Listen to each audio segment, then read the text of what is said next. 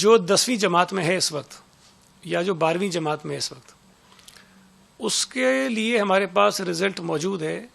12ویں والے کا 11ویں جماعت کا رزلٹ ہے اور 10ویں جماعت والے کا 9ویں جماعت کا رزلٹ ہے. دونوں رزلٹ اس کے ہمارے پاس موجود ہیں. تو اگر کسی نے 9ویں جماعت میں 60% لیا تھا تو جب ہم اس کو پروموٹ کریں گے، مطلب 10ویں سے چلا جائے گا، وہ 11ویں میں جائے گا. وہ اس وقت 10ویں میں تھا، 10ویں کا امتحان نہیں ہوا، اب اس کو 11ویں میں جانا ہے. تو جب وہ 11ویں میں جائے گا تو اس کو 3% اضافی پرسنٹیج ہم دے دیں گے. وہ اگر 60 تھی تو اس کی 63 ہو جائے گی. سملرلی جو 12ویں جماعت میں تھا، اس کا جو 11ویں جماعت کا رزلٹ ہے، اس میں 3% ایڈ کر کے اس کو ہم آگے 12ویں کا ایگزام نہیں ہوگا اور آگے چلا جائے گا. لیکن جو 9ویں جماعت میں اس وقت ہے اس کا ہمارے پاس کوئی رزلٹ نہیں ہے، تو ان کو جو ہم پاس کریں گے اس کو کوئی پرسنٹیج ہم نہیں دے سکتے ہیں. ظاہر ہے کہ کوئی ہمارے پاس بیس اس کی نہیں ہے، اور اس کو ہم ویسے ہی پاس کریں گے، اور وہ پاس اور فیل کی بنیاد پر کوئی ایسا طریقہ بنانے کی ہم کوشش کر رہے ہیں. اچھا، اس کے ساتھ ساتھ جو ٹیکنیکل کالجز ہیں ان کو بھی ہم آن بورڈ لے رہے ہیں تاکہ ان کا بھی کوئی میکانزم اسی طرح کا بنا دیا جائے تاکہ ان کے جو اسٹوڈنٹس ہیں جو بغیر اگر ایگزامس وہاں بھی نہیں ہو رہے ہیں تو وہ بھی کسی طرح آگے چلے جائیں. ایک تجویز اور بھی ہے، لیکن میرا ذاتی خیال یہ کہ شاید وہ بھی ہمارے لیے مشکل ہوگی. وہ یہ ہے کہ کچھ اسٹوڈنٹس جو اپیئر بورڈ ہوگی یہ سب کو ہو جائے گی. اچھا، اس میں جو ایک ایشوز ابھی ہیں 2-3 جس کو ہم بیٹھ کے ریزالو کریں گے. ایک تو جو پرائیویٹ اسٹوڈنٹس ہیں ان کے لیے کچھ ہمارے نظر میں کچھ مسائل ہیں، اس کو ہم حل کرنے کے لیے مزید ہماری جو سب کمیٹی ہے، جو کمیٹی بنی ہوئی ہے، وہ اس پہ مزید کام کرے گی، اور جو اس کے اندر چھوٹے چھوٹے ایشوز آئیں گے اس کو ہم ریزالو کرنے کی کوشش کریں گے.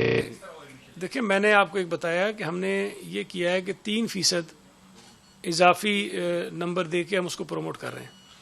تو اب جس کالج میں ایڈمیشن جس پرسنٹیج پہ ہو رہا ہے اسی پرسنٹیج کے مطابق ہو جائے گا.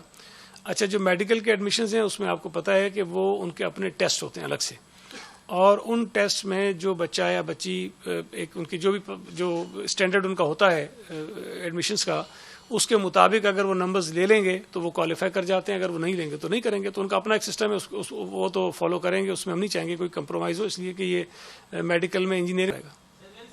ہونا چاہتے ہیں ان تمام چیزوں کے باوجود بھی اپنی جو پرسنٹیج ہے اس کو مزید امپروو کرنے کے لیے تو کوئی اسپیشل ایگزامس کروائے جائیں.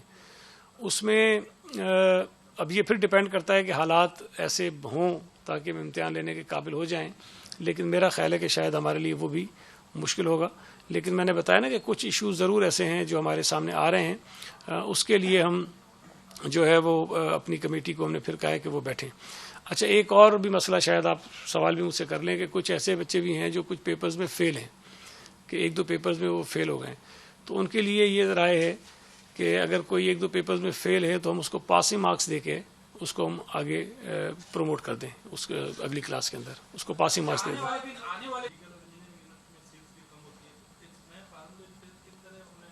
میں اس کا جواب دے چکا ہوں، لیکن یہ کہ یونیورسٹیز میں جو ایڈمیشنز ہوتے ہیں یا میڈیکل کالجز میں ہوتے ہیں ان کا اپنا ایک طریقہ کار ہے، اور وہ اپنا ٹیسٹ الگ سے لیتے ہیں. وہ صرف اس پرسنٹیج کی بنیاد پہ نہیں کرتے ہیں. ہم ان سے بھی رابطے میں ہیں کہ اگر یہ جو ہم پروموٹ کر رہے ہیں بچوں کو بغیر امتحان کے، اس کی وجہ سے اگر کوئی پرابلم آ رہا ہے تو اس کو ہم ریزالو کر لیں گے. ہم اس کے ساتھ رابطے میں ہیں.